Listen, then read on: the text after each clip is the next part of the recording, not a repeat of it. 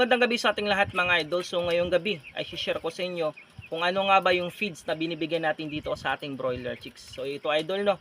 Unang-una ay siyempre ipapakita ko sa inyo yung ating broiler chicks yan. Ika 9 days old nila ngayon.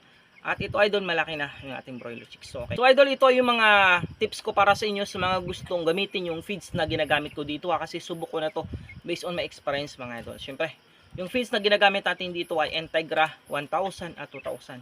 Okay, paano nga ba gamitin yung ating feeds na ito? Paano ito bigay sa ating broiler chicks?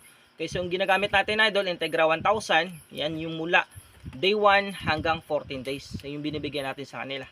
Okay, so yung Integra 2000 naman, so binibigyan natin yan idol, inahalo na agad natin yan sa 13 days. Bakit haluin agad natin? Kasi hindi natin pwede sila mabigla doon sa feeds na Integra 2000. Kasi hanggang Integra 1000 lang yung 14 days. Gets nyo ba? Okay. So 13 days halo na kayo. Pag 14 days halo ulit kayo. Pag 15 days wala na yung Integra 1000. Yan yung ating feeding guide sa ating mga broiler chicks. Okay. So hanggang ano na yun idol, yung Integra 2000 hanggang 30 days. Yung pagbibigyan natin. Bakit hanggang 30 days? Kasi sa 30 days nagkakatay na tayo. Siyempre meron na doong mga malalaking sisiw.